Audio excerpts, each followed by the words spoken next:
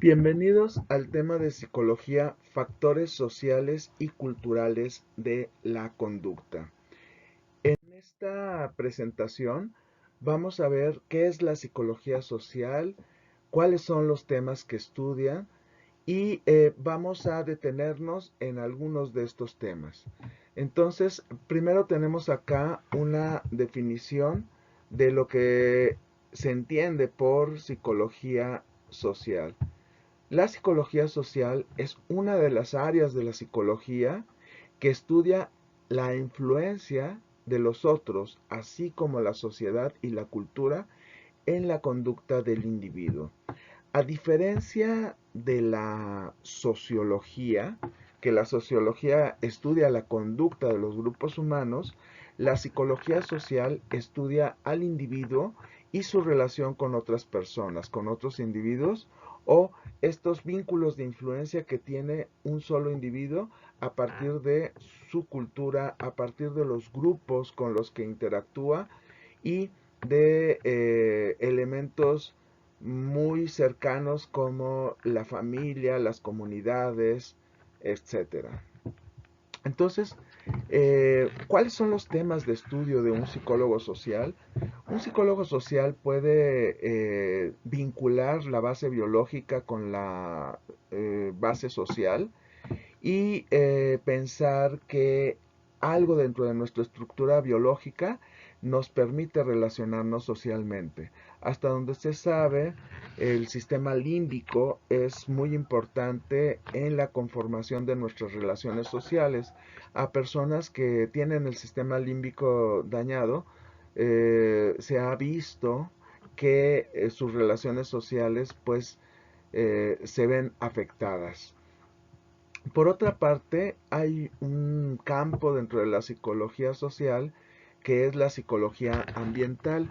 La psicología ambiental está especializada en el diseño de espacios en donde el ser humano eh, establece algún tipo de actividad. Por ejemplo, podríamos hablar de psicología ambiental en el diseño de determinados, bueno, está relacionado también con la arquitectura en el diseño de parques, en el diseño de lugares de trabajo, en el diseño de lugares en los que se va a estudiar, como las bibliotecas, etcétera. Entonces, cada uno de los espacios, por sus colores, por la amplitud de sus dimensiones, nos va a influir psicológicamente y nos va a permitir desarrollar de una mejor manera determinadas tareas.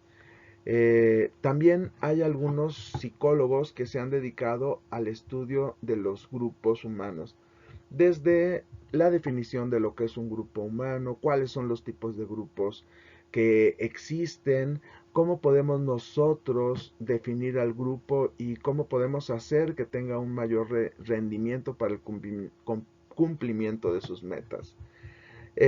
La cognición social es también otro de los estudios de la psicología social, lo que exploran los psicólogos sociales en el tema de cognición social es cómo nuestras relaciones sociales nos generan un concepto de los individuos y de las relaciones y las eh, personas con las que convivimos. Por ejemplo, nuestro concepto de género. Nosotros aprendemos a través de lo que vemos qué es lo que debe ser un hombre y una mujer. O, por ejemplo, situaciones como los prejuicios y el racismo también se van a ir formando en nuestras relaciones sociales. Por otra parte, algunos psicólogos sociales se han abocado al estudio de las actitudes, qué conforman las actitudes, cómo se transforman estas actitudes, cómo a través de lo que sentimos, de lo que pensamos, se generan determinados tipos de conductas y esta parte de los valores, es decir, cómo también determinados eh, elementos éticos van a influir en nuestro comportamiento. Por otra parte tenemos la comunicación. Los temas de comunicación surgieron desde las guerras mundiales del siglo XX como un tema que tenía que ver con la guerra, cómo se difunden ideas de quién es el enemigo, del nacionalismo que imperó dentro de los gobiernos que participaron en la Primera y en la Segunda Guerra Mundial, pero también se fue extendiendo en cuestiones como la publicidad, como la comunicación dentro de las instituciones y hasta temas ya muy particulares como la comunicación entre la pareja, en la familia, etcétera. Luego tenemos el tema de la socialización. Los psicólogos sociales también estudian cuáles son los agentes de socialización, si la madre, el padre, el maestro, el cura, etcétera, qué papel fungen, cómo facilitan la integración de un individuo dentro de su sociedad y su cultura y cómo generan creencias, ideas, formas de ver el mundo, etcétera. También se han estudiado ya a nivel macrogrupo los tipos de sociedades y de naciones y cómo a través de su cultura se expresan y tienen comportamientos muy particulares. Inclusive en los años 60 estaba muy de moda la psicología transcultural, que era ver las diferencias que hay entre una cultura y otra y también sus similitudes. Y finalmente tenemos la influencia económico y social en el comportamiento, como una clase social, un tipo de estatus de educación va a influir también en el comportamiento. Entonces empecemos con estos interesantes temas. Primero tenemos que definir 4 conceptos relativos a la sociedad y la cultura. Estos conceptos son muy importantes para poder hablar de psicología social. Primero tenemos que entender qué es una sociedad. Una sociedad es un conjunto de personas que interactúan. ¿Cómo interactúan estas personas? Pues interactúan de manera individual, digamos una a una, o de manera individual y grupal. Una persona se dirige a una institución o a un grupo y por alguna de las necesidades tiene que vincularse con otras personas. También podríamos hablar de las relaciones que hay entre los grupos. Por ejemplo, en una sociedad pues vamos a tener empresarios, políticos, periodistas, artistas, científicos y establecen relaciones en este espacio social.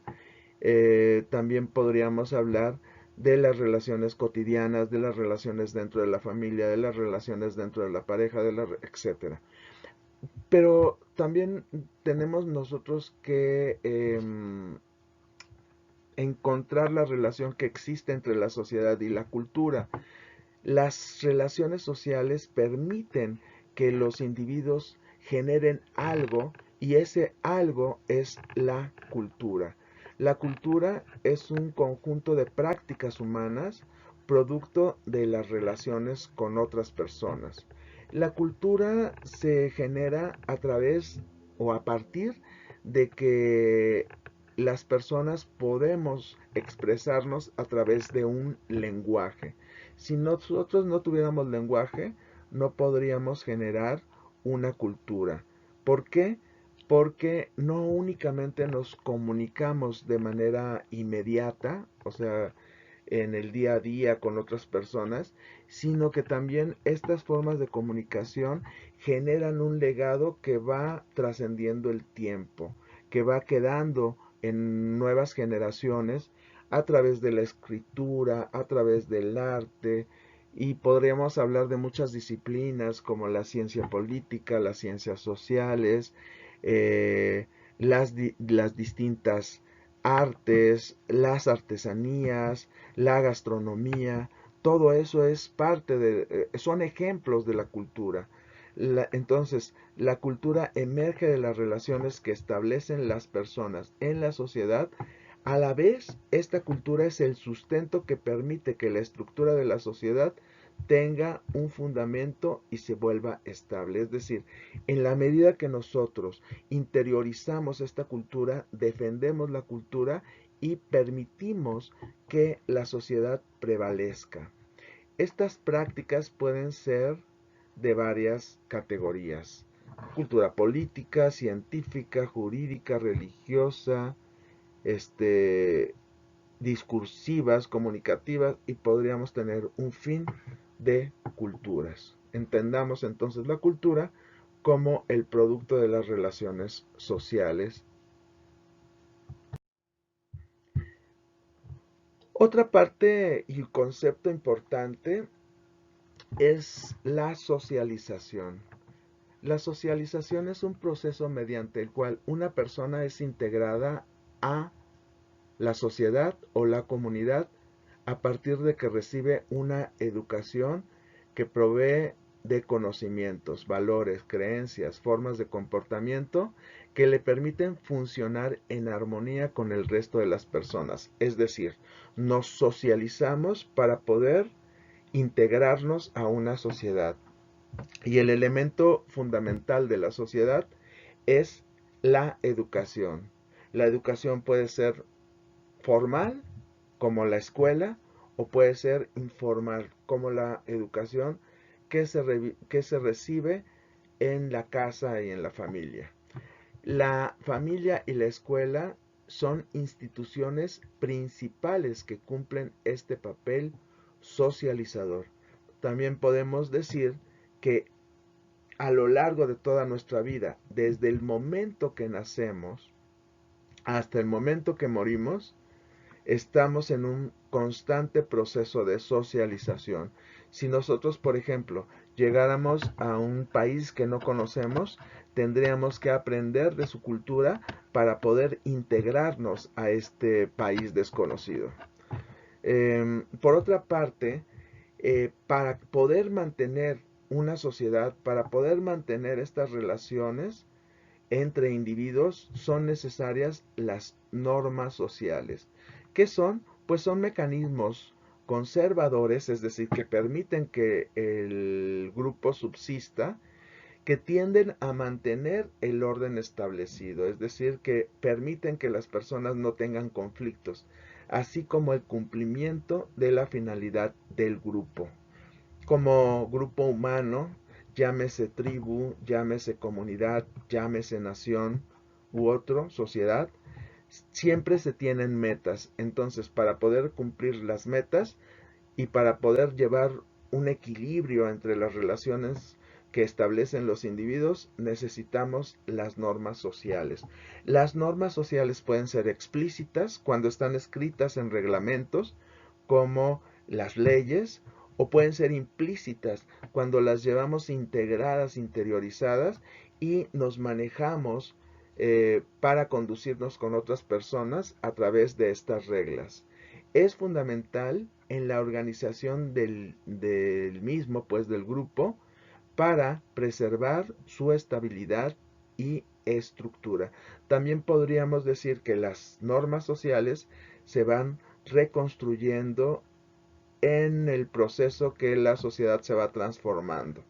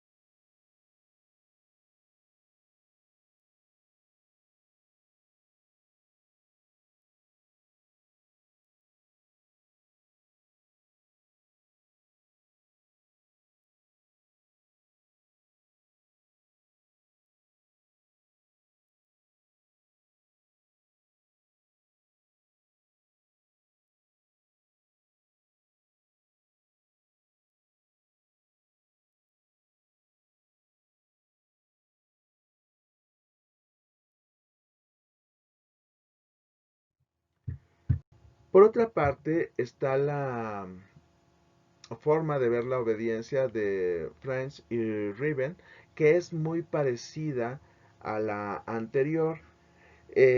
La forma de obediencia anterior nos permite entender la obediencia a través del tiempo que dura esta influencia social. En el caso de Riven y French, ellos hablan de 4 categorías. Una es la coerción. La coerción es un tipo de influencia que se ejerce debido a la amenaza de castigo o a la promesa de recompensa. Nosotros estamos utilizando la coerción cuando, por ejemplo, le decimos a un niño, si no haces tu tarea, entonces no, no vas a tener el juguete o el dulce prometido, ¿no? O si te portas mal, entonces te voy a quitar eh, determinado privilegio, ¿no? Puede ser un juguete, puede ser, no sé, alguna otra cuestión. Entonces, la coerción, pues, funciona como una amenaza, ¿no? La otra sería la legitimidad. Se basa en el reconocimiento que tiene la persona que ejerce la influencia. O sea, a veces nosotros nos dejamos influenciar, pero no por cualquier persona. Si esta persona es alguien acreditado, alguien que tiene, em, digamos, si nosotros vamos a una conferencia y este conferencista es una persona reconocida en el medio de la ciencia, va a tener más influencia en nosotros porque tiene una opinión legítima. Sus estudios hacen que sea legítima. Por ejemplo, cuando nosotros vamos al médico, también ahí a la persona le estamos dando, al doctor o al médico, le estamos dando la legitimidad por su formación, por su investidura, por decirlo de alguna forma. La otra es la referencia. La referencia es el cambio de actitud que se genera por la expectativa de ser como otra persona que ejerce la influencia o porque se reconoce a esta como experta. Entonces, una referencia sería pues una persona que nosotros vemos que tiene reconocimiento, que ha tenido éxito en determinadas cosas y entonces nosotros nos convertimos en seguidores de esta persona o le damos una apreciación de lo que promueve o lo que propaga. Y la otra es la información a secas, que sería nada más la interiorización de una sugerencia del intercomunicador. Entonces, por una parte, la referencia ahí podría ser, es muy parecido a la identificación. La referencia podría ser una persona que es un ídolo en determinada actividad, música o, no sé, alguna actividad de estas. Y la información es el nivel más bajo de influencia social y de obediencia, en donde simplemente recibes la información y tú tienes la capacidad para valorar si esta te es útil o no te es útil. Por ejemplo, nosotros podemos estar en una situación de legitimidad cuando recibimos la información de las noticias de un periodista reconocido, de referencia cuando recibimos información de una persona que sabemos que, aunque no es reconocida, de alguna manera es inteligente, y tenemos información cuando recibimos esta comunicación de cualquier persona. Entonces, en estos 4 elementos, lo que está ahí integrando es quién nos da la información. O sea, una coerción desde luego es obligada, ahí se utiliza la fuerza física. Bueno, estos son los niveles de obediencia según estos autores. Entonces, ¿qué es la influencia social? Pues reconocer primero que los seres humanos estamos necesariamente orientados hacia otros seres humanos. O sea, somos seres sociales por naturaleza, como diría Aristóteles. Dentro de nuestro medio, entonces buscamos este vínculo con otras personas y la influencia social se manifiesta cada vez que un individuo responde a la presencia real. Por ejemplo, un niño responde a la presencia de su padre como autoridad o a la presencia implícita, es decir, un adolescente o un adulto responde por cómo ha interiorizado a determinadas figuras de autoridad. Eso sería una presencia implícita, aquello que ya hemos asumido y que pasa a ser parte de nuestros valores y que de alguna manera también tiene que ver con el cómo nosotros hemos valorado la autoridad de alguien. Aunque no esté presente, nos puede seguir influyendo. Muchas de las cosas que se nos dijeron en la infancia, entonces ahora en la adolescencia, en la vida adulta, entonces las seguimos porque ya son parte de nosotros. La mayoría de nuestras características, incluyendo nuestra personalidad, son de un modo u otro influidas por la interacción social. O sea, indudablemente nos moldeamos a través de nuestra relación con otros. Y esta relación con otros deja una huella importante en nuestra personalidad.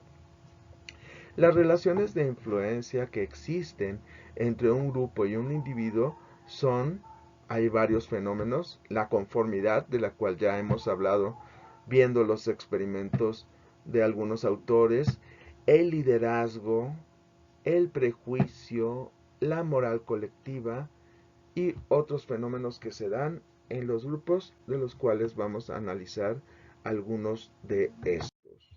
Por ejemplo, tendremos que partir primero de qué son las actitudes y cómo es que cambian estas actitudes. Por definición, una actitud está compuesta de creencias que nos predisponen a actuar y a sentir de determinada manera. Entonces, una actitud tiene un componente afectivo, que es ese sentimiento o este afecto que nos vincula con otras personas, o cómo nosotros sentimos determinada situación social, cognitivo, lo que pensamos de esta situación social, y conductual, lo que hacemos a través de cómo sentimos y pensamos. Vamos a poner un ejemplo. Una persona puede estar a favor del aborto o en contra del aborto, ¿no? Entonces, ¿va a tener un sentimiento con relación al aborto? Sí, de acuerdo a cómo valore las cosas. Por ejemplo, la que está en contra del aborto va a decir, bueno, pues yo estoy en contra del aborto porque creo que no se deben traer niños a sufrir a este mundo, ¿no? Entonces, pues no es algo muy agradable. Y la persona que está creo que ya cambió un poquito. A ver, la persona que está a favor del aborto, entonces va a decir, no, no es bueno que se traigan niños a sufrir al mundo. Y la que está en contra del aborto dice, no es bueno que se genere sufrimiento o a través de un proceso quirúrgico y que se limite la vida del individuo, ¿no? Y estos afectos van a llevar a un tipo de pensamiento que sería el cómo justifican, el cómo argumentan o razonan un determinado tema. Y finalmente esto va a influir en su conducta. Si estas personas actuarían a favor o en contra del aborto.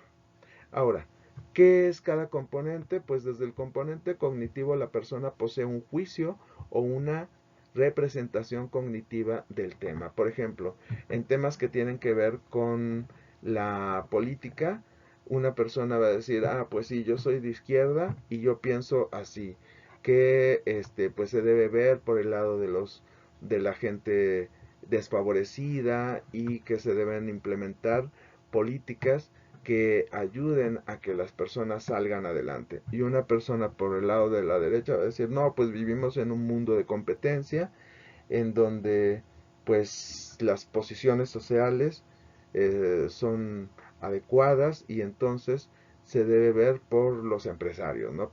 Por ponerle algún ejemplo. Entonces, estas son sus argumentaciones o sus justificaciones. Y también hay afectos dentro de las actitudes. En una actitud social, el afecto sería el, el cómo nosotros podemos apreciar a un personaje político o sentir rechazo por el personaje en la vida política. Entonces ahí está este componente y el otro sería el conductual, que sería cómo nosotros actuaríamos ante determinada situación. Por ejemplo, en cuestión de votar por una persona o por otra, o no votar, ahí estaría involucrado el aspecto conductual y tendría que tener congruencia con el cognitivo y el afectivo. Si nosotros hiciéramos algo en contra del componente cognitivo o afectivo, entonces generaríamos una contradicción dentro de nuestra conducta y a esta contradicción es a lo que se conoce como disonancia cognoscitiva o cognitiva. Entonces, las actitudes se han medido a través de escalas. Una escala es una pregunta que tiene una medición. Por ejemplo, ¿en qué medida aceptarías o rechazarías a tal político? -2, -1, 0 que sería neutral, o lo aceptaría hacia 1 o hacia 2. O pueden ser otras escalas. Entonces estos son indicadores que nos dice qué haría la gente en determinada circunstancia.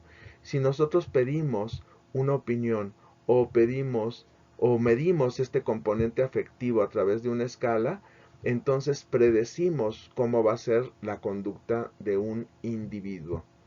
Ha habido varios autores que han descubierto que suele haber a veces un desajuste entre lo que pensamos o lo que sentimos con la manera en la que actuamos. Y a esto pues es a lo que se conoce como disonancia. Rauschenberg, por ejemplo, demostró que el componente cognitivo y afectivo tienden a ser congruentes.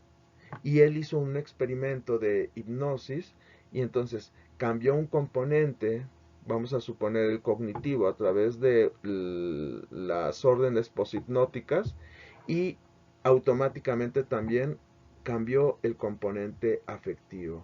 Por ejemplo, vamos a suponer que esta orden poshipnótica fuera fumar es malo o es negativo y entonces la persona afectivamente hacia el tabaco se va a mover con rechazo, ¿no? O sea, va a no pensar bien de la situación de fumar, ¿no? Y el componente conductual considera que las actitudes tienen una congruencia con el comportamiento. A esto se le conoce como teoría de la disonancia cognitiva, que fue establecida por Leon Festinger y también hay otro autor que es Heider. Eh, Hay un autor que contradice estas ideas, que es Lapierre, pero hay una serie de variables que influyen en la disonancia cognitiva. O sea, no es lo mismo en un experimento que en una situación real.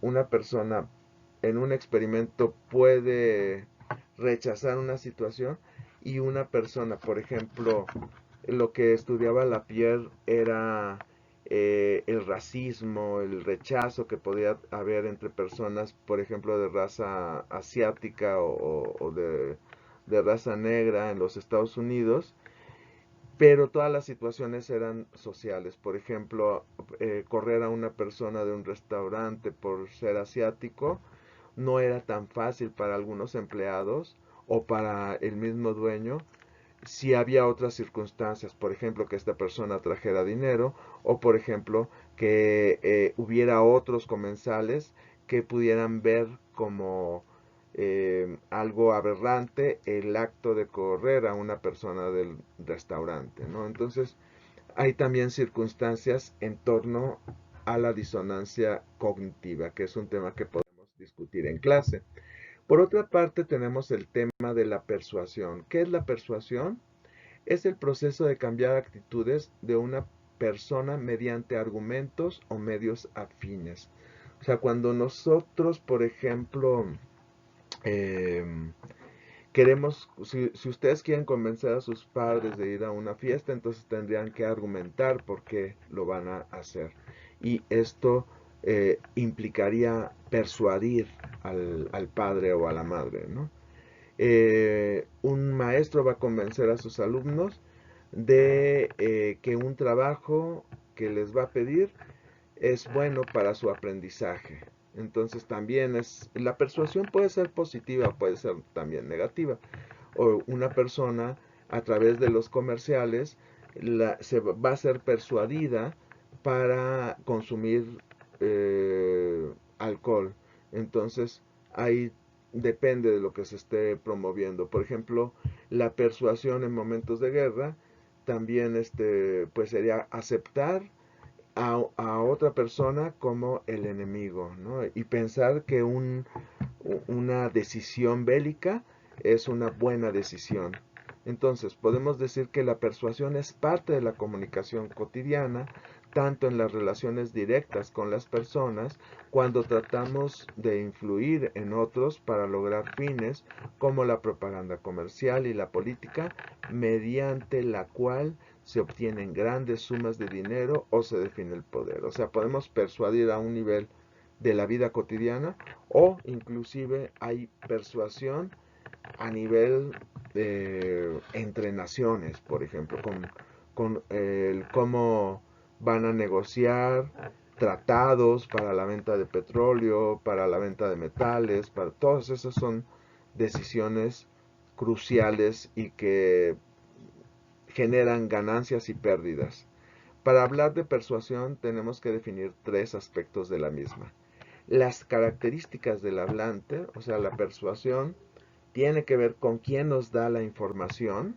Por ejemplo, en un comercial, pues pudiera ser una persona bien parecida a la que va a dar la información, y esto puede tener un impacto. También lo que nosotros consideramos como una persona apropiada para dar esta información.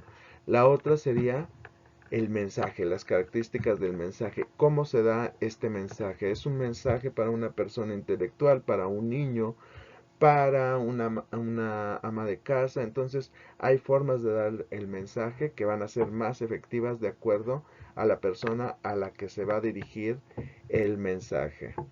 Y nosotros podemos analizar, hay muchas cosas que tienen que ver con los comerciales clásicos. Y la otra sería las características de la escucha. ¿A quién se va a persuadir? A un adolescente para que compre jeans, a una persona adulta para que compre un auto, a una ama de casa para que compre un suavizante de tela, a un niño para que compre un juguete o una golosina. Entonces vamos a encontrar grandes diferencias de cómo se persuaden las personas. Entonces este es otro de los temas muy interesantes porque nos ayuda a entender en parte esta cuestión de la conformidad. Tiene también una relación con la conformidad. Ahora, este tema ya lo hemos visto en algunos de los experimentos de Salomon Asch, de este Sheriff, y dice que la conformidad y la desviación pues son polos opuestos. Es la variación de la conducta con respecto a la pauta establecida, en donde la conformidad implica allegarse a la norma como lo vemos en el experimento de mm, de Solomon Asch, y la desviación es alejarse de las mismas. Por ejemplo, a veces nosotros consideramos que una persona desviada es aquella que pertenece a una tribu urbana, ¿no? Entonces, por ejemplo, un punk, por ejemplo, un dark, representa una desviación con respecto a la sociedad. Pero también hay otra cosa muy importante. Para un contexto social, una persona puede ser conformista si eso lo vemos en relación al grupo mayor por el cual ha sido influenciado el individuo.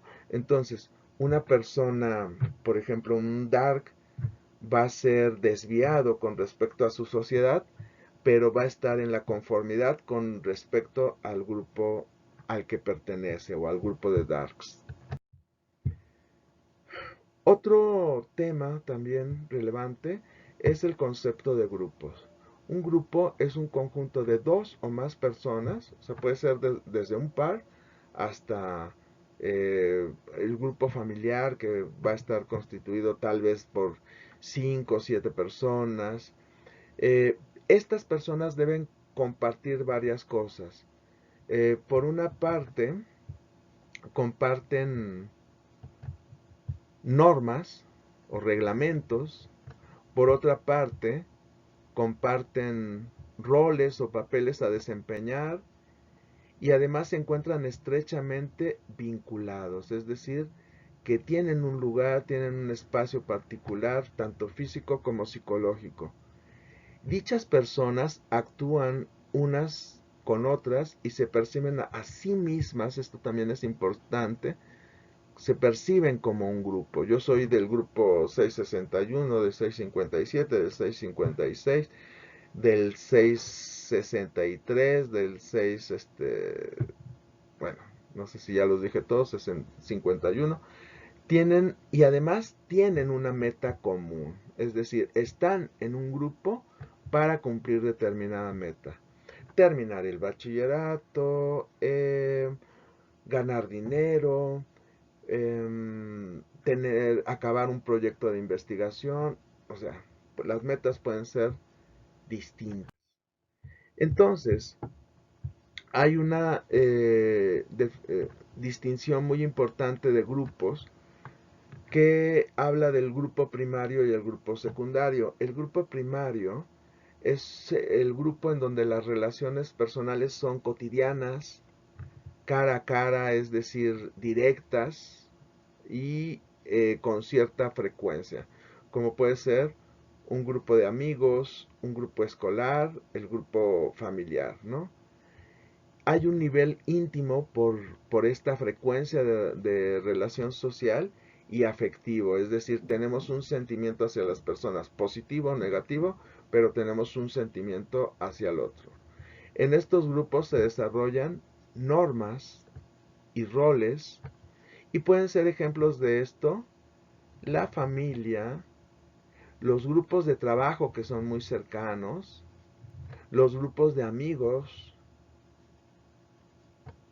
los grupos primarios. El grupo primario ejerce un control sobre sus miembros, un control no institucionalizado, pero no por ello menos eficaz. Por ejemplo, el castigo que podemos tener dentro de la familia o dentro de un grupo de amigos va a ser más doloroso que el castigo de una institución en donde no tenemos lazos afectivos.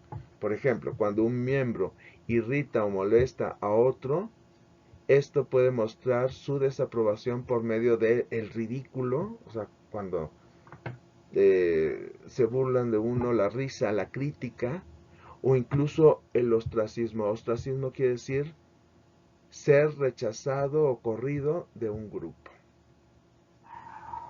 Entonces, esas son pues el grupo primario, pero también tenemos el grupo secundario, que sería lo contrario.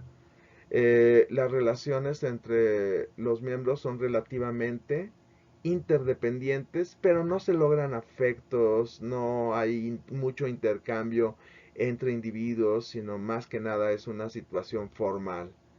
Aquí se incluyen a todos los grupos que no son primarios, obviamente, tales como las agrupaciones políticas. O sea, si yo pertenezco a una agrupación política, entonces trato a las personas de acuerdo a el interés que se tiene en común. Las asociaciones de ayuda, comisiones vecinales, entre otras cosas.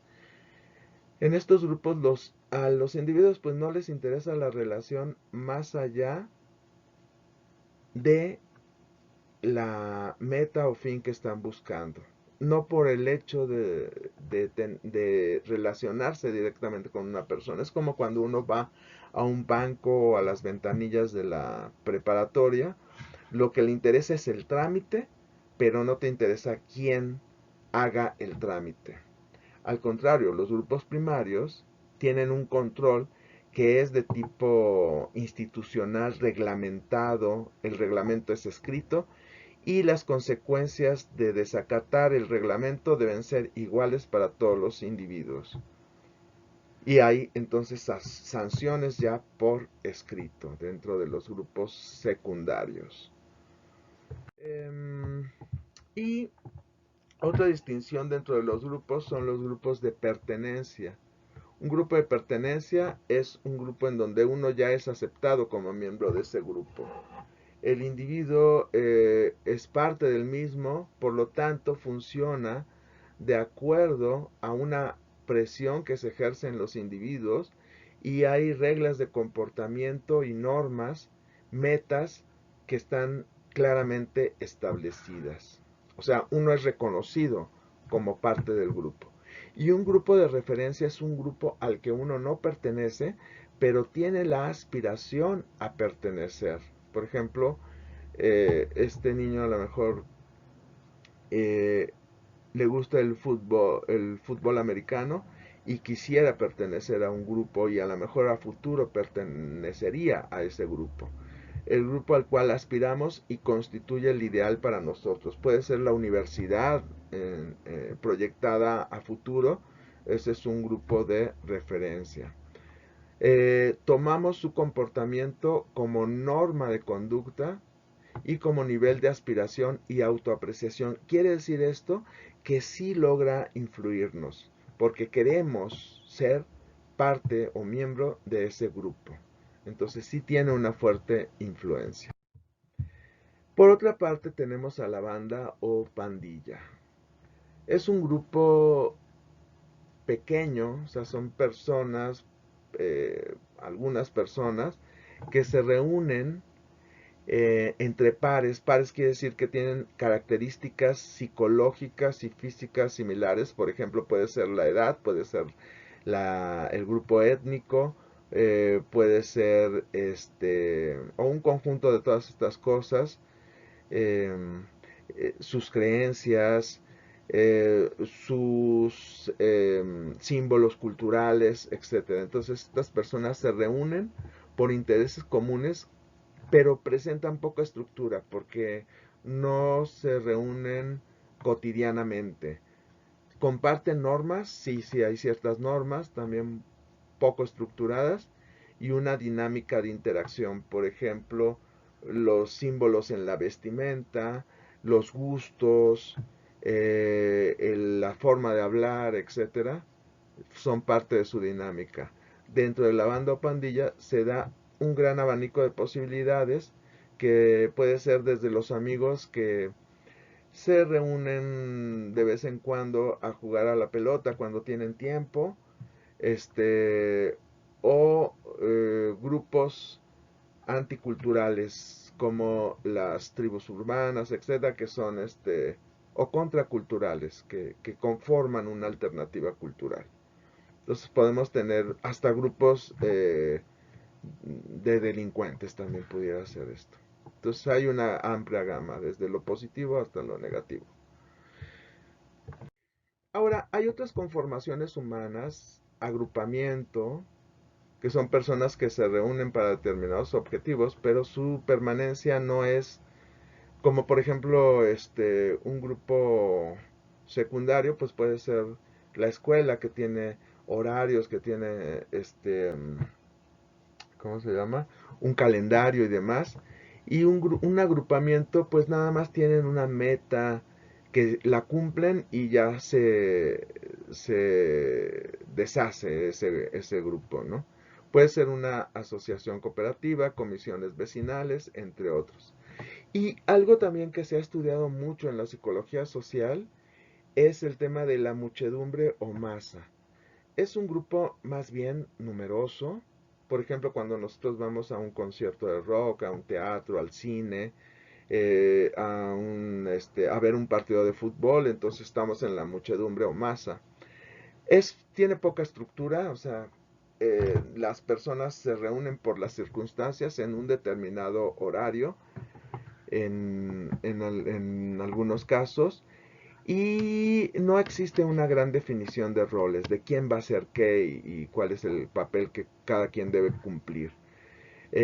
Tienen poca conciencia de sus metas, o sea, su meta es efímera, se terminaría en un corto tiempo y se reúnen detrás de un objetivo en un momento dado y luego desaparece. No se volverá a formar más esta misma muchedumbre. En esta masa, es la masa a la que se dirigen también permanentemente los medios de publicidad a través de la televisión y de los medios digitales e intentan volcar su apatía en acción y consumo o en tendencias hacia la política y aceptación de ciertas eh, iniciativas dentro de un gobierno, ¿no? Es interesante considerar que el comportamiento de un individuo como parte de la masa, pues eh, dentro de la masa también se pierde la identidad y las personas ya no actúan como un individuo, sino que se funden en la masa. Y por eso en la masa, por ejemplo, las personas que no dicen groserías en su trabajo, en su casa, al estar viendo, por ejemplo, un espectáculo de luchas o de fútbol, básquetbol, van a gritar cosas y van a descargar ciertas emociones que no lo hacen en otros lugares, ¿no? Entonces, tampoco existen escalas o no existen escalas sociales. Toda la gente es igual dentro de la masa.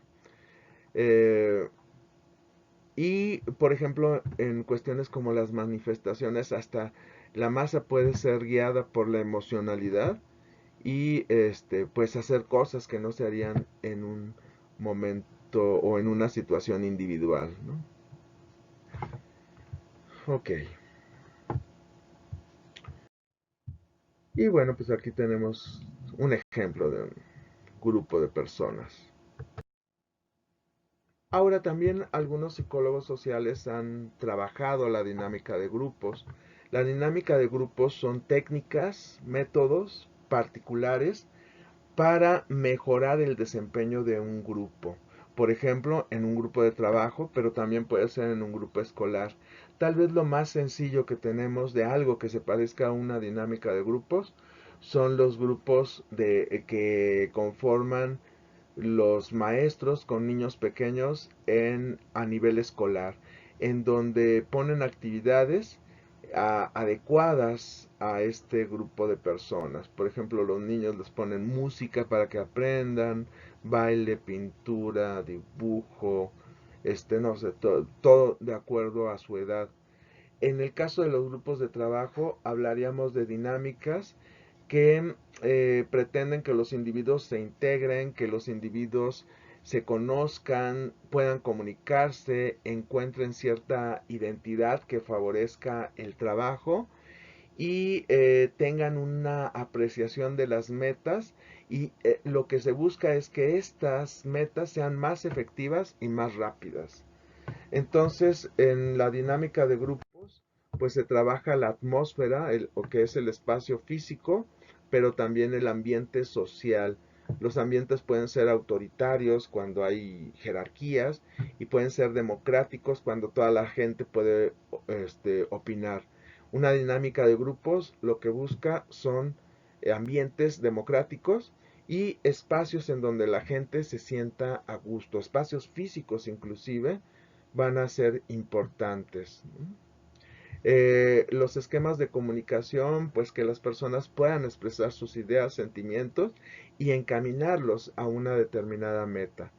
La comunicación automáticamente va a traer la participación porque las personas se sienten integradas y también se trabajan con las normas del grupo. Muchas veces en estas dinámicas los mismos integrantes del grupo forman sus propias normas y el control social, o sea, se establecen ciertos mecanismos para que las personas se vean presionadas a cumplir las reglas. Entonces, son favorables las dinámicas de grupo, mucho se trabajan en grupos de trabajo, en grupos laborales, se emplean también en dinámicas de grupos clínicos, por ejemplo, personas que tienen alguna problemática como la depresión, problemas familiares, violencia. Entonces se hace un trabajo conjunto con las mismas eh, en grupos deportivos, etcétera, ¿no? O sea, va a haber una serie de aplicaciones sobre estos temas, en grupos de educativos también. Otro tema también de gran importancia es esta consideración entre un líder y un liderazgo. El líder es la persona que ocupa un estatus, un lugar primordial entre otro grupo de personas. Por ejemplo, es la persona que lleva el eje de la conducta y que además eh, va a reflejar los intereses de otras personas. Aquí hablamos de grandes líderes como Mahatma Gandhi, como Zapata, como Pancho Villa, a nivel social. Pero también a veces hablamos más que de líder, de funciones en los grupos. Y a esto es a lo que se le conoce como liderazgo. Tiene lugar en grupos informales en los que surge un líder entre comillas, no es un líder reconocido como tal, que centra las actividades de los integrantes del grupo, aunque no exista mucha conciencia de sus funciones. O sea, puede ser el líder que apoya a otras personas en un grupo escolar para que hagan su tarea, a líderes que organizan una fiesta, por ejemplo, a líderes a líderes que toman la palabra cuando hay un problema en grupo. Entonces, eso sería el liderazgo dentro de los grupos.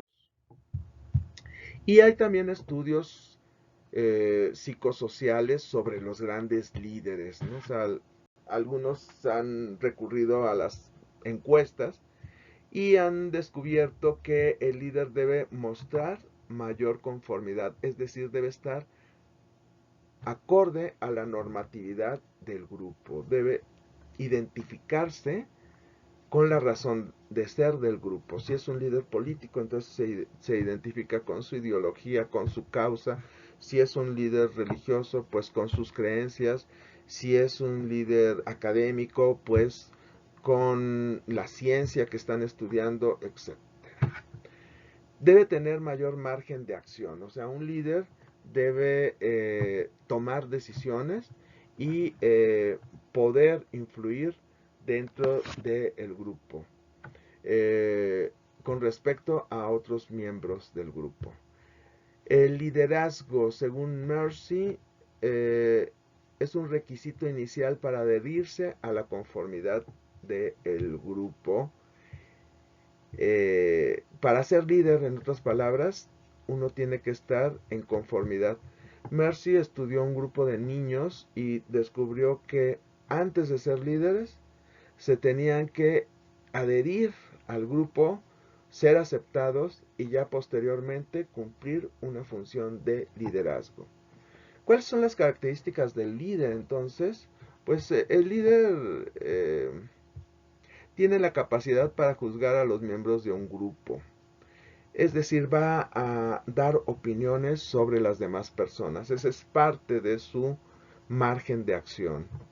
Otra de las cosas es que debe darse tiempo para conocer a los subordinados, para poder darles las tareas y poder cumplir la meta o causa que están em, propagando.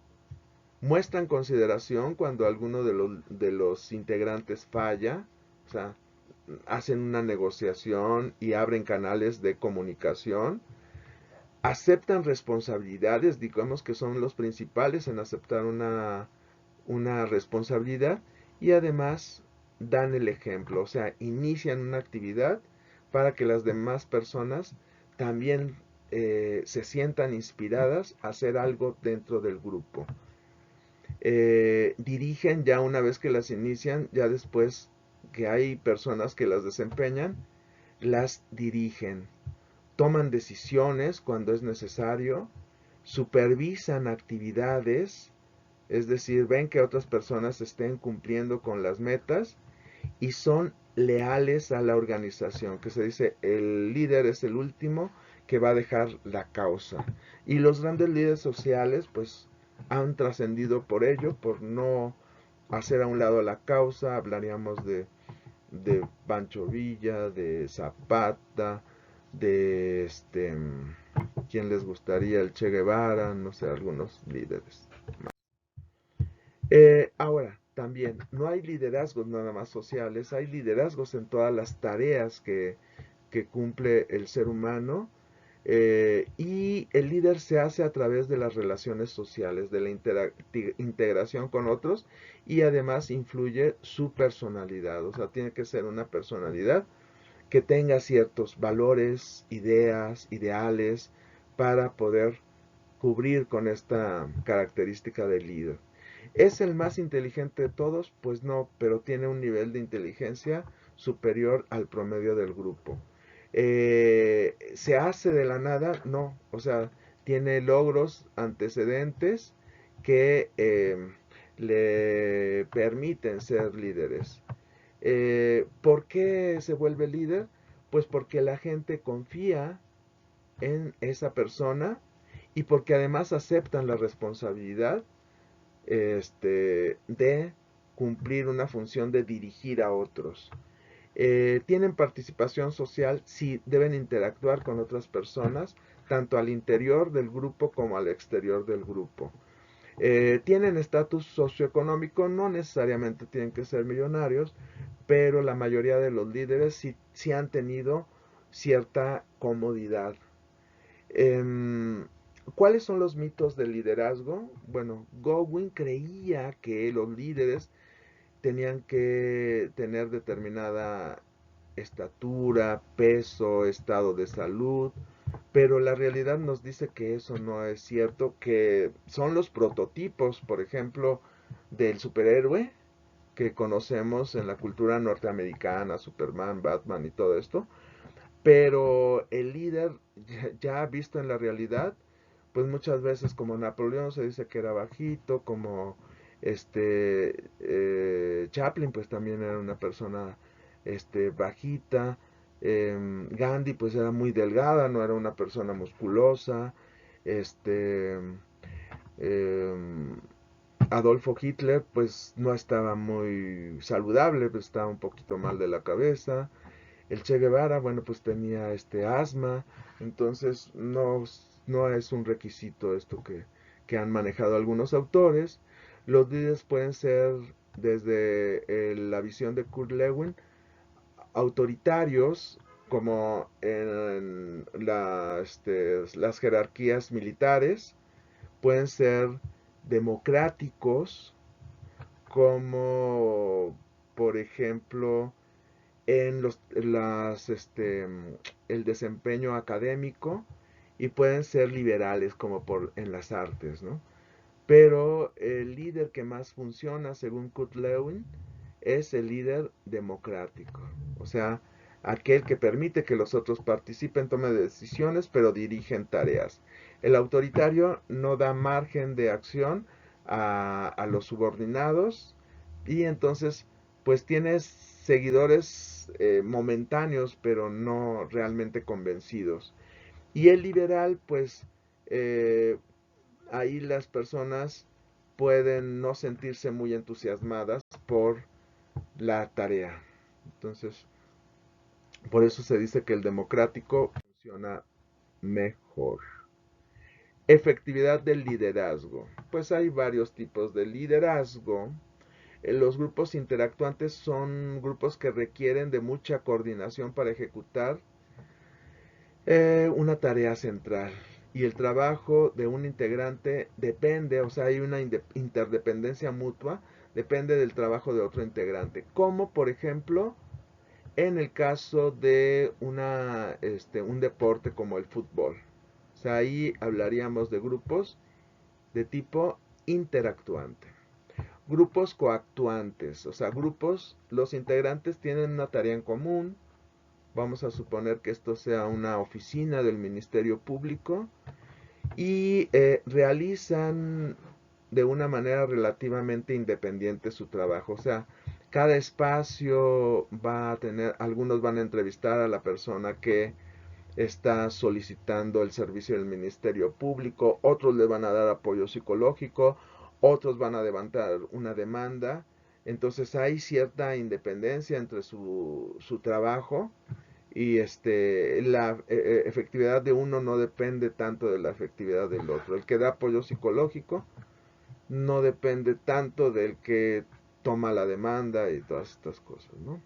Esos son coactuantes. Y contractuantes son individuos que trabajan juntos para negociar y reconciliar opiniones y propósitos antagónicos. Vamos a suponer un grupo de científicos que van a formar un proyecto, entonces van a tener grandes sesiones de discusión para posteriormente su labor sería llegar a un acuerdo. Puede ser también la Cámara de Diputados, la Cámara de Senadores, que deben estar en cierto conflicto con sus ideas, pero su meta es llegar a un acuerdo. ¿Y cuáles son las teorías del liderazgo? La teoría del gran hombre dice que se centra en la personalidad del líder, que es alguien excepcional y que pues se da pocas veces en el tiempo. Es como una cuestión tal vez de azar o tal vez una maravilla de la naturaleza. La teoría de los tiempos dice que no, que es la situación lo que hace que surjan los líderes, son las circunstancias, la presión social, el hambre, la pobreza hace que surjan los líderes, por ejemplo, en esos casos, ¿no? Y la teoría de la interacción dice que es tanto la personalidad del líder como las condiciones o las circunstancias sociales. Y yo me aboco más a la idea de que interactúan ambos elementos. Ahora bien, hay otras teorías también importantes sobre el tema de lo psicosocial. La atracción interpersonal considera la percepción que tenemos de otros y que puede dar paso a cuestiones como la amistad y el amor. Es decir, nosotros ya por nuestra experiencia social generamos una percepción social y podemos percibir a alguien por lo que nos han dicho, por cómo nosotros hemos convivido, como con determinadas características. Por ejemplo, aquí podríamos pensar cómo percibimos a los indígenas, cómo percibimos a la policía, cómo percibimos a los políticos, cómo percibimos a... Entonces, digamos que hay una, este, una percepción que influye en nuestro trato hacia las personas. ¿Ok? Y entonces, dentro de todo este fenómeno está la atribución social. La atribución social es la explicación que nos damos de la conducta de otros. Entonces, una atribución es pues una característica común en las relaciones interpersonales que nos permite juzgar y explicarnos el comportamiento de otra persona, pero esto funciona cuando no tenemos otra explicación. Cuando no tenemos una explicación real, nosotros la sustituimos por una atribución. ¿Sí?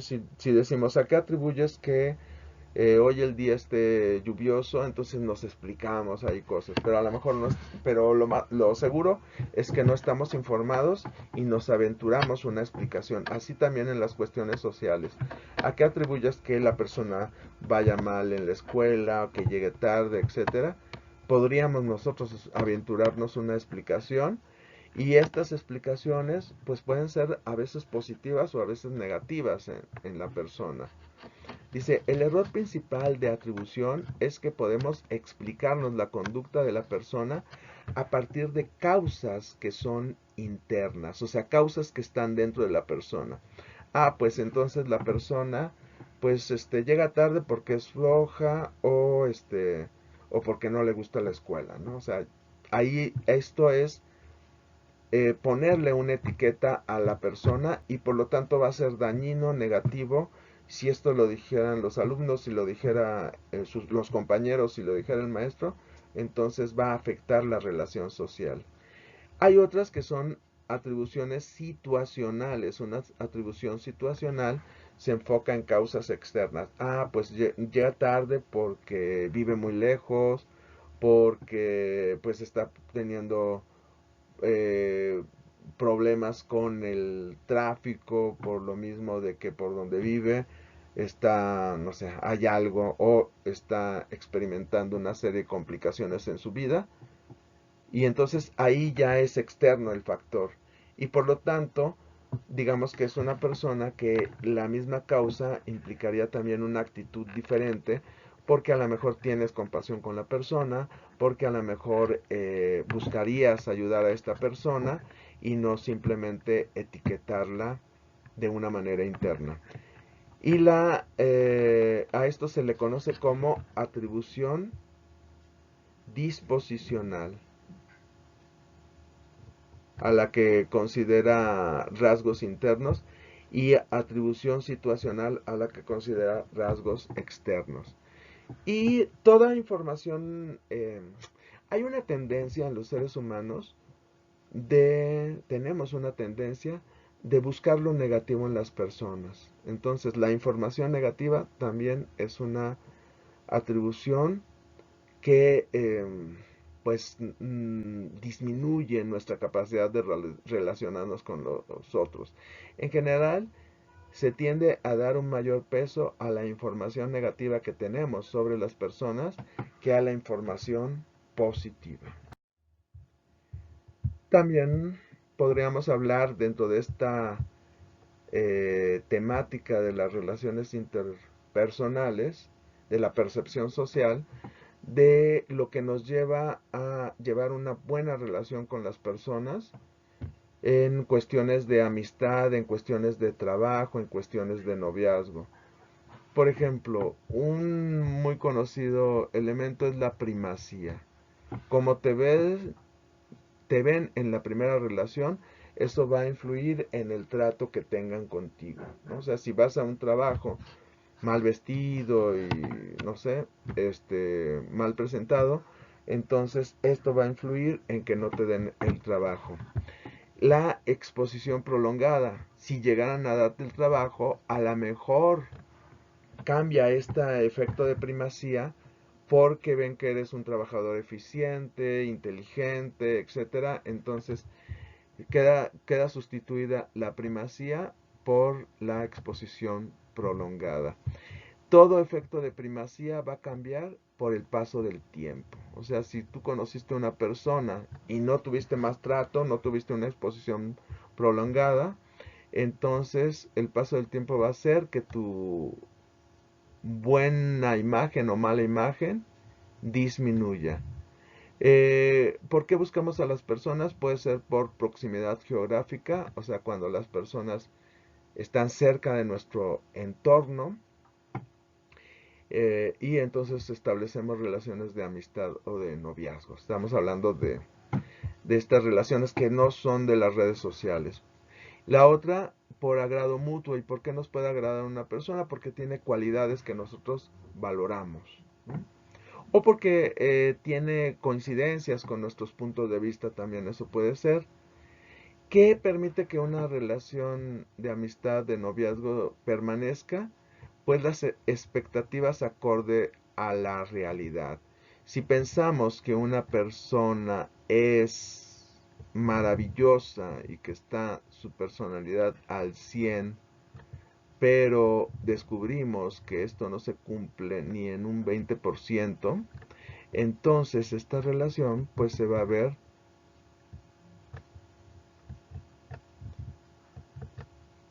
disminuida.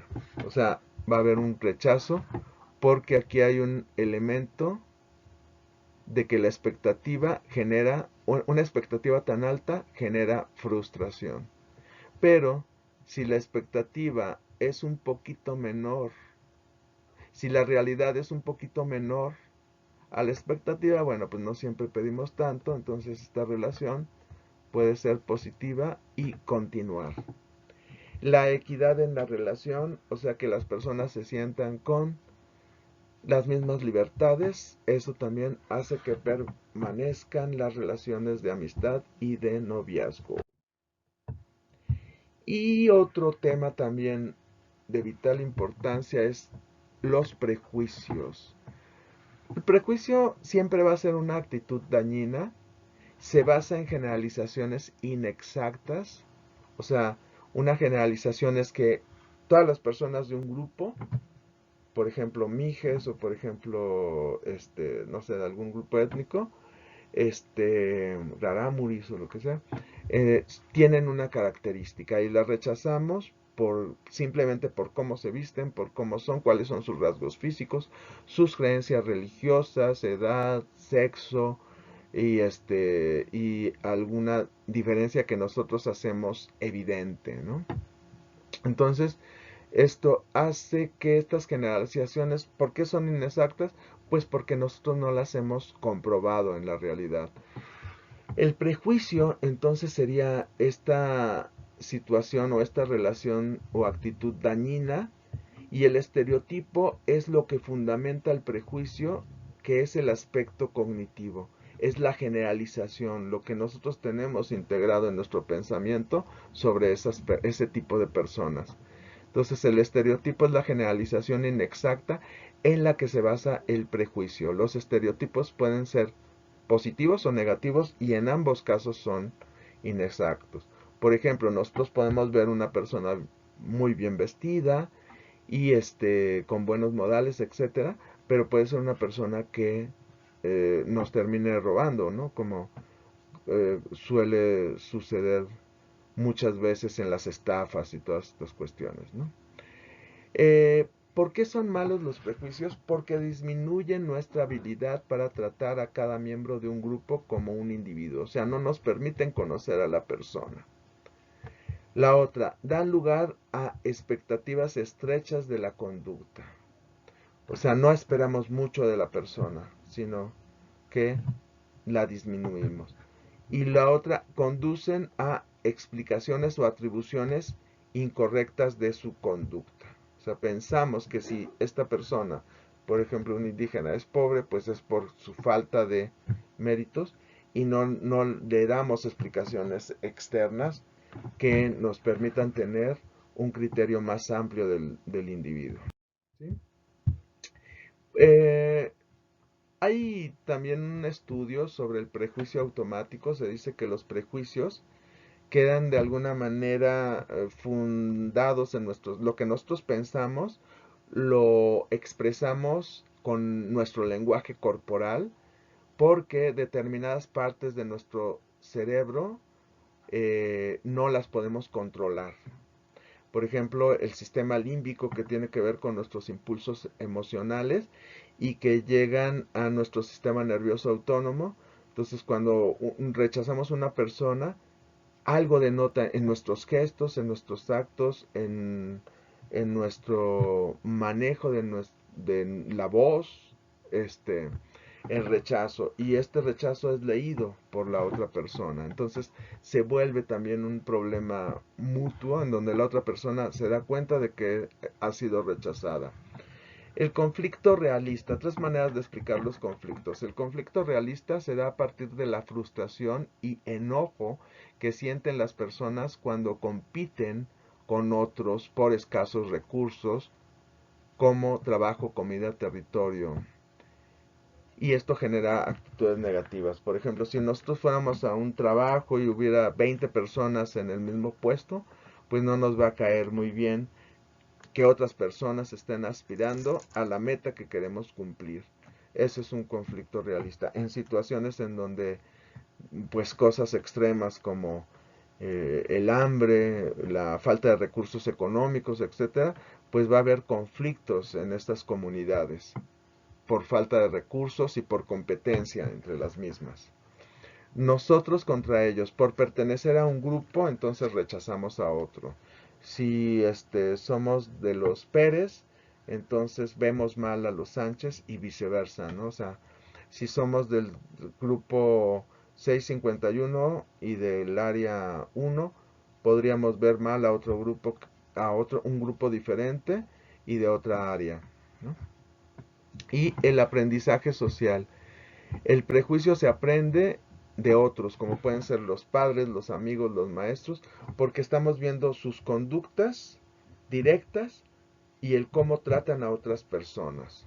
Por ejemplo, si un jefe trata mal a sus trabajadores, la persona cuando asuma el cargo de jefe, entonces va a hacer lo mismo, va a repetir el mismo patrón. Entonces, el aprendizaje social llega a ser muy negativo en estas circunstancias.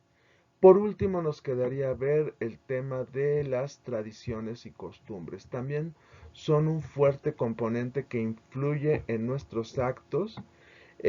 Llamamos tradiciones a aquellos elementos desde la cultura que se transmiten de una generación a otra, y llamamos costumbres a aquellos elementos de la cultura que se transmiten en un mismo grupo. Pero ambos, tradiciones y costumbres, van a funcionar para que nosotros tengamos bueno, o sea, una tradición puede ser a la vez una costumbre. Por ejemplo, una boda de blanco con el ramo de flores, etcétera, sería una tradición porque eso se ha repetido de generación en generación. Pero también si la exigencia de una familia es que la persona del miembro de la familia se case así, entonces es a su vez una costumbre, ¿sí? Esto es muy diferente de otro aspecto que se conoce como hábito. Un hábito es una conducta que nosotros nos exigimos. Por ejemplo, lavarse los dientes, peinarse, bañarse, etc. Una costumbre es una conducta cuya exigencia es de un grupo de personas. Y una tradición es una conducta que viene de otras generaciones. O sea, hay una diferencia entre las tres formas de ver. Y aquí lo vamos a ver también en las definiciones que pueden ser las tradiciones y las costumbres. Bueno, pues hay anécdotas, leyendas que entran dentro de las tradiciones y costumbres, la gastronomía, ciertos rituales, este ciertas formas de producción como las artesanías entran dentro de las tradiciones y costumbres, y ciertos rituales como el Día de Muertos, la Navidad, etcétera, también entrarían dentro del componente de tradiciones y costumbres. Por ejemplo, acá en esta foto vemos eh, las personas que están conservando formas de bailable indígenas entrarían dentro de las tradiciones y dentro de la riqueza cultural y la identidad, porque esto también tiene otras visiones. Las costumbres tienen que ver con la influencia que genera la comunidad o sociedad sobre el individuo. Son normas, creencias, valores objetivados en las prácticas. Objetivados quiere decir que se ven en los objetos que crean, como el caso de las artesanías, el caso acá de pues las pinturas japonesas, ¿no? En este sentido, es el mismo grupo el que resguarda el cumplimiento de la práctica aprendida socialmente. O sea, esto yo quiero que se siga haciendo, ¿no? O sea, se puede decir la familia. Y entonces ahí es una costumbre. Y una tradición se mantiene de generación en generación, al igual que las costumbres resguardan valores, creencias, visiones del mundo, etcétera, pero no existe una obligación social de cumplirlas. O sea, el Día de Muertos, pues puede que no lo cumplas y no pasa nada. Y hay algunos rituales o prácticas que sí son más de obligación porque el grupo te lo está exigiendo y eso es una costumbre.